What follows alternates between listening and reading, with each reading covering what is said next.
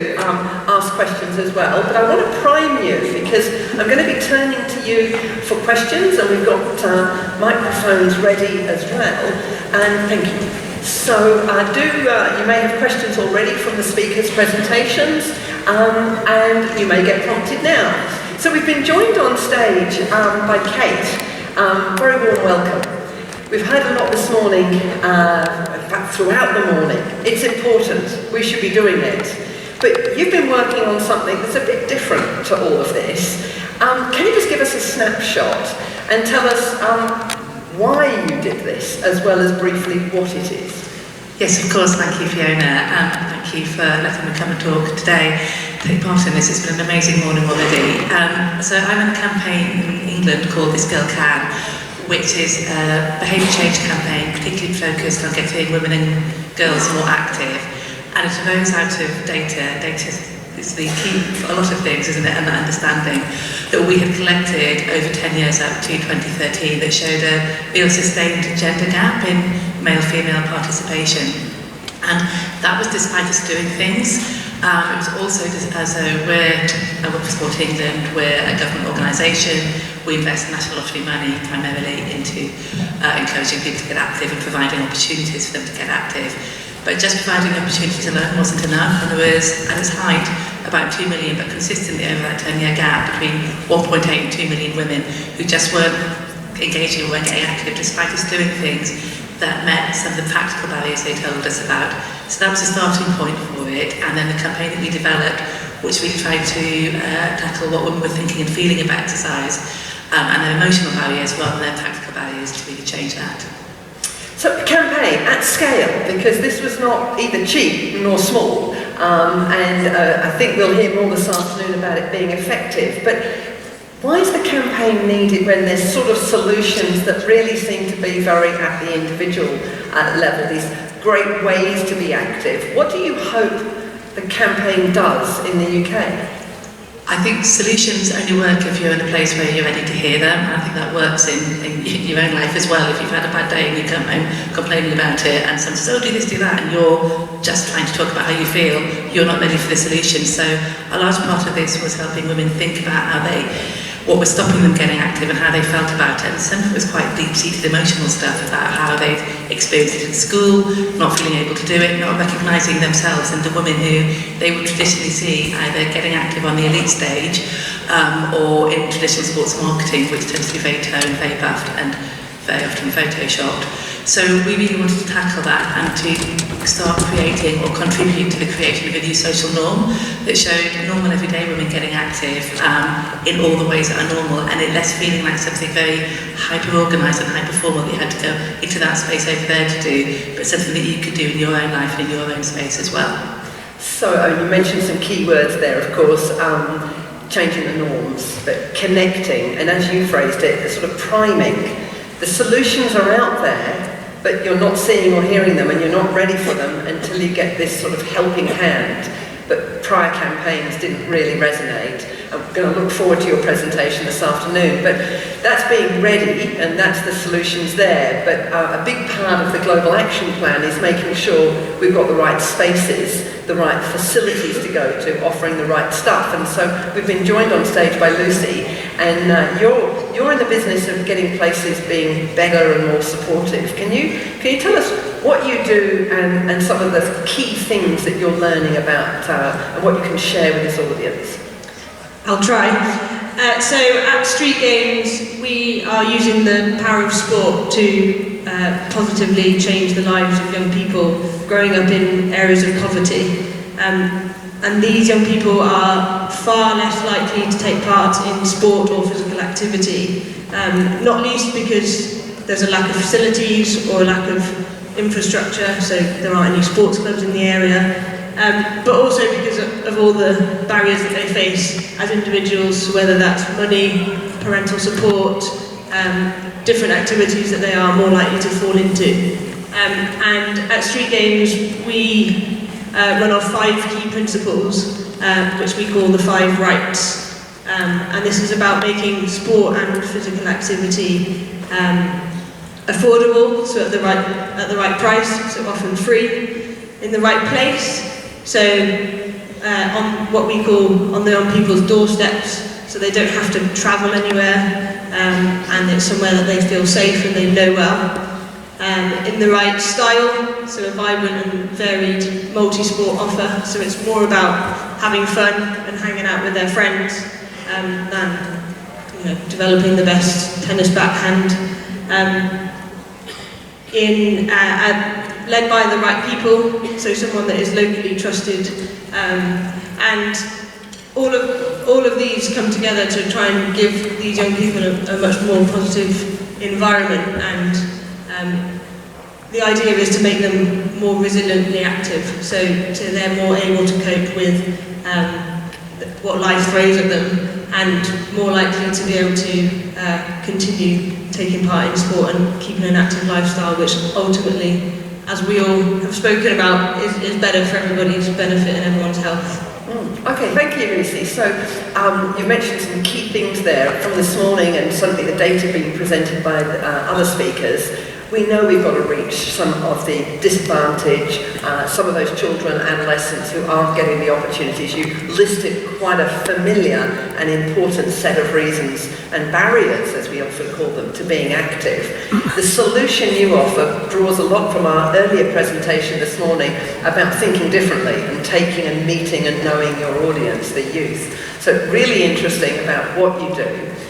But you also mentioned the facilities they may not have access to, and I want to turn to Paul, because coming from the sports, fitness, recreation centre industry, on the one hand, this is a challenge. This is your business, but membership levels, low, falling, but it's an opportunity. We all want more people to be active. What is your position? What are you thinking as you've heard today? And what's the direction the industry is going in? Can you share with us some of the thoughts on the contribution the industry can make to getting more people active and moving? Yeah, I think the thing that I've always been interested in is those individuals that self-present to exercise as opposed to the ones who are sedentary and not interested. I've worked on national campaigns for that before. And what if you call it the fitness industry, and that's a broad brush, is interested in is, can they get you to join because of commercial reasons? They want your money. Then can they keep you? It's a fallacy that the industry wants you to join and not use. Because they know if you join and use, you pay more. You stay with them for longer. And a lot of them have a massive desire to find the right solution for the right person. Now, you've got individual sites that are owned by individuals. So I call it Tommy's Gym. Tommy was a power lifter, he bought lots of equipment, and now he's got his own gym. But he's got no commercial sense. And at the other end of the spectrum, you've got venture capitalists who are only in it for the money, and physical activity, exercise, health clubs is a means to get that. And they have a very short-sighted, and by short-sighted I mean 3 to 5 year look. But as a whole, I'm working with Opera. I've got a client that I work with, has 14 million customers. That's, I think, as big as the population of Hungary. And they do, and they want those people to be active, and they want them to be active on a regular basis. And we do really big data analysis, so, on a client base like that, we'll have 14 million records, but we'll also have 200 data points per customer. So we'll be looking at the data and analysing it. And I think that what I see here is I come from a position where there's no one best way to do this. Daryl's got an approach that will be attractive to some. Other people have got approaches that will be attractive to others. The fitness industry is just saying, we're an attractive proposition for those that are elected to come here. And I see some of the national targets that are set. If you look at visit frequency, and so this wouldn't include all physical activity, average visit frequency to a health club is 0.8 to 1.2 visits per week, or the equivalent to 4 or 5 visits per month. That's not enough to make changes, but that's almost that starting point. Better than nothing, but getting them to actually come more than that. What we've sort of identified in the work we do is that actually if you look at the diary of the individual and say, where are you going to put in these bouts of activity? They just look at their diary and go, I've got to pick the kids up, I've got this, I've got this. And so they find it very difficult initially to establish a bigger pattern than that. So we tend to use the term build up to 3 times a week, or build up to 180 minutes. Because when we say to people, you have to come 3 times a week, they just go, I can't do that, so there's no point in doing anything. Okay, so some interesting stats there, and again, that sort of double edge. There's an opportunity with some very large memberships, but then this challenge, retention, and ensuring people come more frequently, or it's part of a way of being active which they want, that they've chosen. The challenge is, though, there's lots of people not coming. Lots of them. The majority of people are not actually a member of clubs. So I'll leave you to perhaps contemplate how you're going to challenge us and inspire us as to what can the industry do? Because you said they desire to find the right solutions. And so I'm interested, give us one take on that. What are they doing to find the right solutions? Well, so a lot of them run big analysis, and they look at, for me, when I look at, from my experience of running physical activity programs to working with commercial operators, they'll look at saying, how do you promote physical activity? Well, let's get copywriters in, who write copy for advertising and marketing to get people to take certain behaviours to buy products, but the product is activity. And I don't meet a lot of people who are involved in physical activity programs that think we could use copywriters to write the right words to move the people's behaviours. No, so that doesn't work. So it does in the gym environment, but it's not being used in the physical activity environment. Okay. And the gyms don't think they have a responsibility to move everybody. They say, we'll help the ones who want to do it. It's not our job to try and get the ones who don't want to do it to do it. Well, I'll disagree with you and say that the sports industries that are coming to WHO, and I briefly showed you us beginning to talk with both IOC, the International Sports Federations, and private sector. I hope that that's not the main view, and I've heard differently that they do want to be part of the solution. More people being more active would mean potentially more people ready and inspired. The disconnect here is what the health clubs are offering and fitness clubs are not what that campaign is doing. So there's no grey line joining up between your circle of doing a campaign and motivating women and the experience many get, not all, but how can that industry, I'm going to move on because I'm going to leave you poised with an answer. Because, Jackie, you've shown possibly it's all about not needing to go to those gyms. It's possibly the technology that could help. But I'd like to loop all the way back to our first presenter, who left us hanging at the very last slide, saying we should be prescribing lifestyle, exercise medicine and lifestyle. So what are your thoughts as you've seen the solutions? Is it lying in the gyms and clubs offering something different?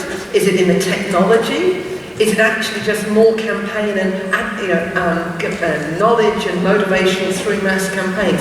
What is your thoughts? Because you're right, we should be prescribing and recommending. Tell us what we should do. I think we need everybody. We need all these solutions. And maybe the healthcare system can give to it something even more. So all together we can be effective. And of course we need you to come to the gym and to move. So everybody is needed, and I'm really impressed by the various solutions. I wish I would have in my medical environment similar people campaigning using smart technologies and controlling the fitness centers and somehow melt it together. So my vision is in Hungary we already have plans to, and we already established one establishment where we are a little bit closer to the cardiometabolic center and a little bit far away, a little bit further from the fitness center. So get not necessarily the physician, but some sense of healthcare to the fitness center. Because what happens in Hungary is that people at the age of 40 They realized that they had passed something, so they would like to correct everything they did wrong 40 years long. And they go to the fitness center and to the gym, and they start without a sensible control. So it can be more harmful than useful. But my thought is that we need everybody here. Okay, great transition there, and this connecting up. I like the way you said that the health system, and it's true in other countries, is sort of closer to the rehab centre, to the medical services than it is to the recreation centre, and then beyond those walls elsewhere. Connecting up, and that's obviously resonating. My final question, so I'm priming you now, that those with microphones, if you could start making yourself visible, because I'd like to get 2 or 3 questions from you, and then we're going to pose them to an individual or just a topic, and we can see who'd like to speak to it. So just to give you that notice, and Daryl, you gave a powerful opening to your presentation, indicating that very personal story. But a piece missing for me was, what did you do? How did you go from that man at the screen, all 9 of them, to the man jumping the park bench? Was it your doctor giving you that recommendation? Was it digital, or just self-determination and that made you make those personal changes? Can you just fill in that transition? Because there'd be many like you. Yes, so one of the reasons why I left people hanging is because I'm going to be discussing that in my keynote tomorrow. Okay, but in all seriousness, I suppose a part of me recognizes me making the decision to go to the gym, which I did. So one of the first things that I did, I was scared of taking meds, pretty much. I was scared of the side effects. I knew that exercise would lower my blood pressure. That's the only bit of science that I knew. So I was like, okay, I'll start being active and let's see what happens. And I started to see some health benefits. The issue for me was I was just always very enthusiastic on January the 1st, New Year's resolutions. I would go 3 to 4 times a week in January, probably 1 to 2 times a week in February, and then you wouldn't see me for the rest of the year. So I found I could not have a long-term, sustainable approach to physical activity. Even though I was having the benefits, I had this physical transformation, my health improved, but there were times where I was just like, it was almost too much effort to tie my shoelaces to go out. You know, it was too much effort to go to the gym. You know, so there were all these secondary reasons that seemed more attractive than the health benefits. And just to close on that, I think the only way we're going to have lasting change, in my opinion, is if we recognize our biology on this. So if you think about this, our cells, our DNA is primed for convenience. It's primed for energy conservation. The reason we were physically active on a large scale in our past was because we had demands in our environment, which meant we had to do it. I need to go and farm. I need to walk a great distance to get from A to B. There was no way around it. In the 21st century today, we have lots of options that will do that physical effort for us. And I think that's why many of us, with that choice of, oh my goodness, I can pretty much do everything from my armchair. I don't have to get out of my armchair to survive, to live. How do we get people from feeling comfortable to feeling uncomfortable and discomfort with being physically active?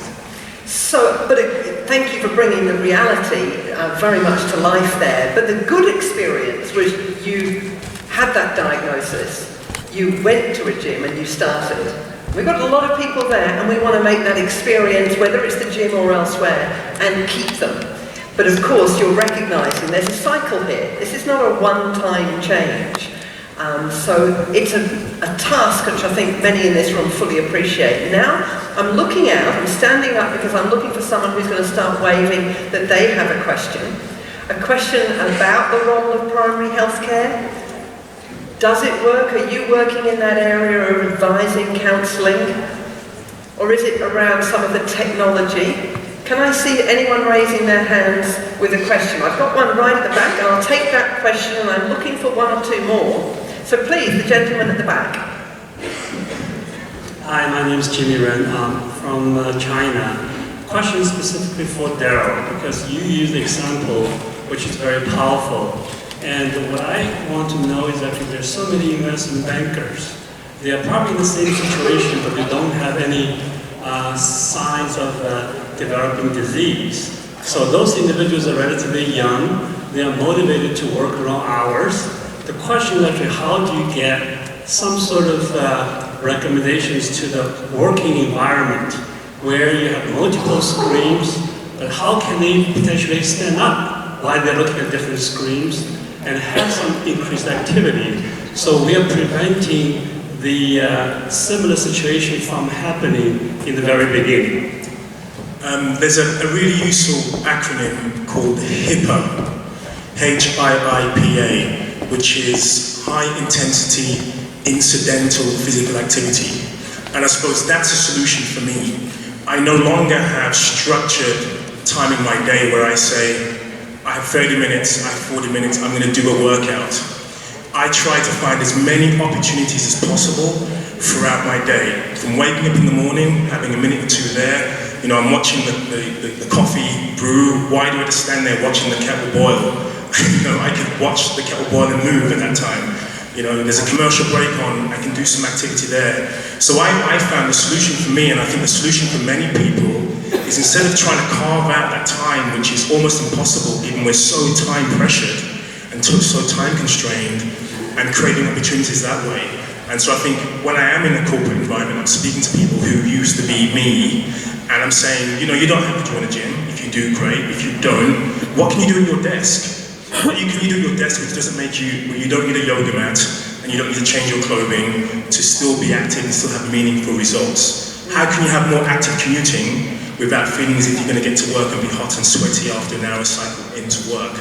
So I think there's a bigger environmental question and a social question which makes it attractive for employees, for citizens to make that choice to be more active. Because at the moment there are so many barriers, and for me I need to find the easiest way possible, the minimal effective dose possible for me to maintain a love affair with activity, which wasn't a hate-hate one. You know, it was instead of a love-hate, it was a love-love. So I think that's what we need. Individuals, employers, regardless of the environment that they're in, to start making those choices. If I have a standing desk, some people are ostracized. You know, they have a standing desk, they're the only person in the office. You know, some people get bullied for standing for the majority of their day in an office, even though it's a healthier behavior, arguably. So, yes, we need more incentives, we need employers to make it more attractive for us and easier for us as employees to be more active. One of the things I picked out of that answer was quite a game-changing point. What is and how to be active? And let us remember that this field has come from a long history shown by red buses, but a very profound era of the 70s and 80s where there was a message. What message am I thinking of? What did you grow up with? Many of you. What was the message of how much we needed to be active? Anyone studying exercise physiology in the 1980s, 90s, and probably still a little bit after that, 3 times 20. All through American College of Sports Medicine from 1976. 3 times 20, 60 to 75% of your VO2 max. We took a training model from sports and fitness and applied it to the whole population. It worked. It was a rubric that actually was the Jerry Morris results. And a small proportion of the population are interested in doing that. From time to time, they go in and drop out. What your answer said was, I want to be active in a different way. I don't want a block of time and to do 40 minutes. You're looking for different options. But we need to communicate that.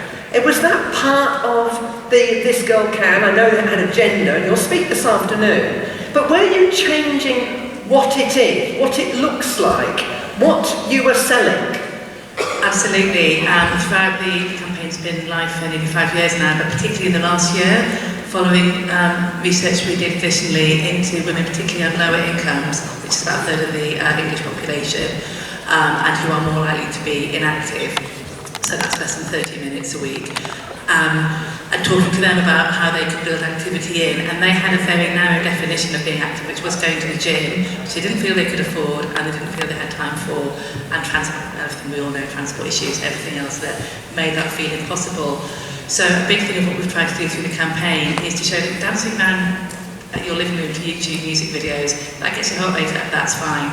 We need to do more on the strength and resistance, the musculoskeletal, I think not everybody actually, messaging as well, but really trying to show that it doesn't have to be, if you want to go to a gym, that's fantastic and that's great, but it doesn't have to look or feel a certain way. It's just about doing some basic things, and it can be built in through your day.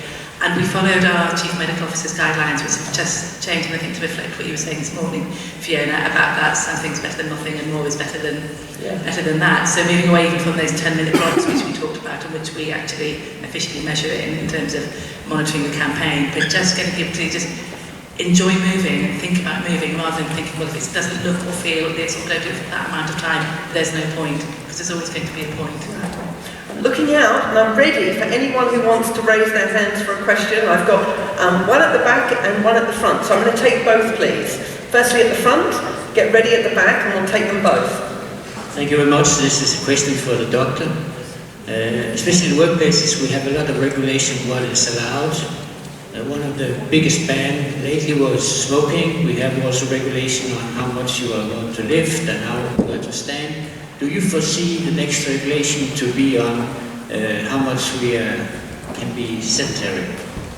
Okay, that's a question there, and I'll take the second question so we can be thinking about it. A gentleman at the back. I think that might be me. Who's talking? I'm sorry, I can't see you. Wherever you are. Okay, sorry, you've got the mic. Lady at the back, and there is a chap in front as well. Thank you. Okay, we've heard about the challenges of getting people to become regularly physically active. I'm really interested in the view of the panel, particularly from the medical perspective. How is prescribing physical activity going down with the people it's being prescribed to? And how is the medical profession generally responding to prescribing physical activity as opposed to tablets? Okay, so we'll take the second question in a moment, but you had a very specific question inviting Nicholas to you to answer. So actually the first question was about whether we should have restrictions concerning sedentary life. I wish we would have the opposite, some not compulsory but advisable physical activity at the working place. We all know that employees who are healthy, they have a better work performance. And if a director is wise enough, he would look to it that he or she has got healthy employees, not only in physical terms, but also concerning their mental state. So, as a medical doctor, I would recommend leading people in the industry to introduce regular physical activity into the working scheme where it is possible. Let's say 5 minutes every hour, 10 minutes every hour. Give possibility for the employees to use time and equipment. So I would envision to have a fitness room in every industrial thing, let's say above 100 employees. It should be compulsory to run something like that within the facility, within the factory. So that is my vision.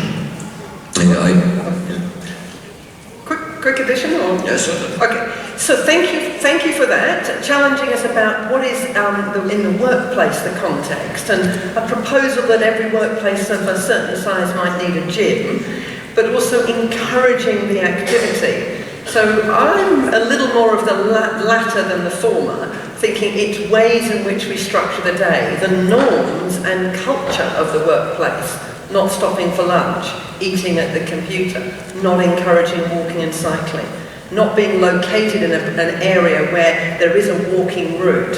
So I'd think a little outside of the box and being necessarily a gym, but the workplace having the opportunity necessarily, and whether it gets into health and safety regulations or recommendations is quite possible. I'll come to you, but let's just pick up that last question, which again was primarily here, but I think everyone might have or some of you may have a comment, because you were asking about how is prescribing happening, how is it working, and a little bit of a link to getting people to do more. So, do you have a response to that question? Yes, thank you. So the question concerns what is the general attitude of the medical society to exercise as medicine. I think it started in the United States. We started very far away from where we are now, because when the movement started over a decade ago in the United States, first there was a strong governmental backup. The Surgeon General opened up the whole program of exercise medicine, and even with this strong backup, the first goal they set was very simple: let's ask the patient while at the medical doctor how much he moves. And we are in a similar situation in Hungary. We ask, of course, how much the patient drinks, and we, after having heard the answer, we automatically double up what he said. And we ask how much tobacco he uses. Sometimes some of us ask, how much do you move? And we immediately divide it by two, what the answer is. So we start from very far away, and there are excellent examples in Europe. Sweden is probably the best example. Sweden produced the first book about prescribing exercise for the prevention and treatment of disease. This is freely accessible on the internet. It's a 400 pages handbook. And in Sweden, exercise can be prescribed. Does it work? It works. Does it work? Your prescribing, yes, or your recommendation? It works in Sweden. It doesn't work in Hungary yet. It doesn't work in Hungary. Okay, now Paul, you had a comment maybe to both parts of that question. Probably more to the first question. Please. And it's somewhat to support what Darryl was saying about the bullying and the standing desk. When I talk to a lot of corporate companies, they are happy to accept staff having a cigarette break, but not happy to accept staff having a physical activity break. And so the mindset of, it's like, there has to be a mindset change within companies about what's going to get the best performance out of their staff, because that will motivate companies to go, actually, take an hour. And in fact, there are some companies now that, they allow their staff 1 hour a week within their work time to be physically active, because they feel they actually get 3 hours more productivity. But many businesses, it's the opposite. It's like, you can stop for a cigarette, but you can't stop for a walk. So again, going back to that idea that there is really a cultural change required to make these things part of everyday life. One sentence supporting that. Some companies will now have walking meetings and standing meetings, so that they're not actually using more time, but they're actually being active within that time. Yep, so again, every problem that we've been discussing has had some signal of solutions, whether it's the change, the standing desk, the signal to walk, the opportunities to use digital, and of course we've heard from the street games and the mass media campaign. The topic area of focus was implementing the Global Action Plan in all of its many pieces. The sessions this afternoon will continue that. But the theme of this morning was around the primary healthcare. Remember back to those statistics and evidence that was shown by the early speakers. It is an important area. For those of us in health, it's what we can do to drive more physical activity. But if you're outside of health, you're on the supply side. Your programs, your opportunities, wherever they are in their digital or their physical or their recreation club. But we haven't got the driving and we haven't got sufficient supply, because the numbers show that. And so it's quite a worry, really, that at this time we have not got doctors. You're giving exclusively an example of Sweden, because where is that prescribing of exercise, physical activity, healthy, active living being done well at a national scale and embedded? Now, it may well be Sweden, there's a good example. I'm hearing that across Europe that there are other countries following. But let me invite the audience. Are you from a country that you could just raise or stand up preferably and say, we are doing this, prescribing, advising, assessing physical activity in your health system? by the doctor, by the nurse, by the healthcare worker. Is anyone able? Okay. You know 2 people in which country? In Slovenia we have 2 doctors doing this. In France we have a handful. Thank you both. And a little bit more scaled, because you had a very large randomised controlled trial or some very large work. So it's growing in Ireland, a little bit more promising. Stay standing, please. And the lady, are you standing?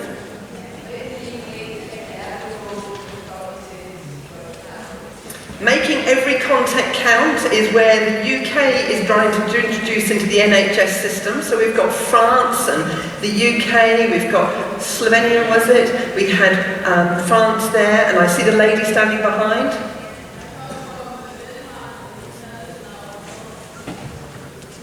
Happening. It's all over the country. So can we add it up to the Sweden example? It is part of the system that if you go, you would get the vital sign of being active addressed. Okay, so even more promising. I see a lady. Please stand up.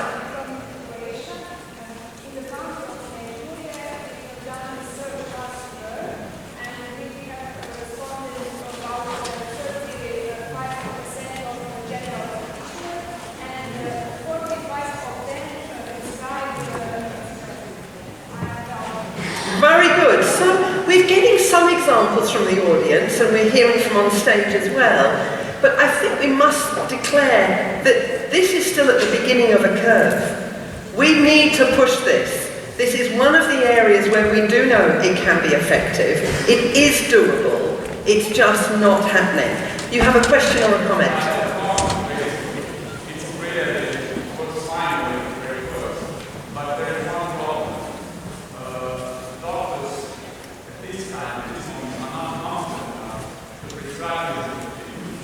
I don't know how it is in other countries, but in the 6-year study of medicine in Slovenia, we had far higher hours dedicated to this. That's right. You can teach the future doctor to prescribe this 5 hours, it's a challenge.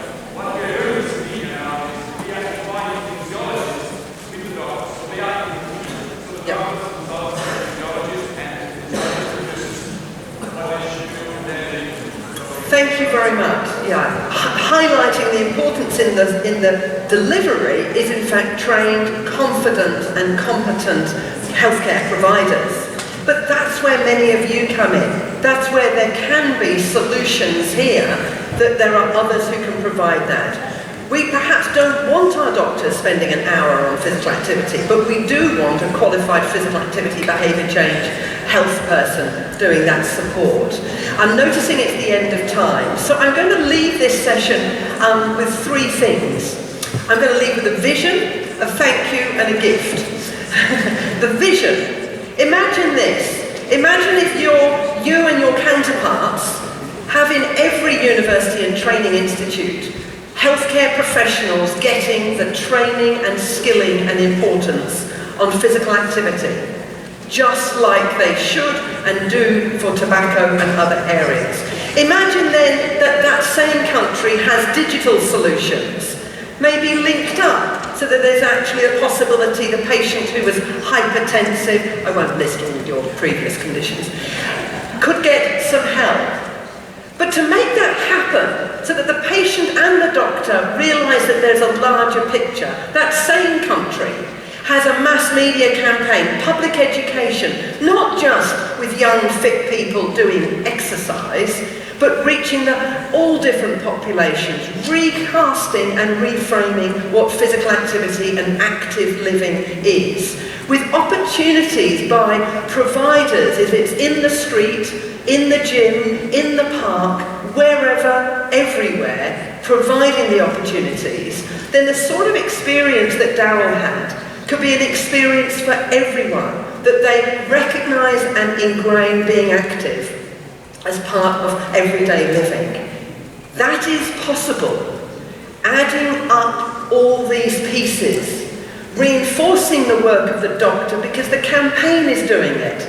The tool for the patient is there, and the place to have fun and enjoyable is ready and waiting to support. It is within arm's reach. Thank you to the speakers for stimulating the discussion and contributing to the panel debate here. Can I invite you to thank the speakers, and as they leave,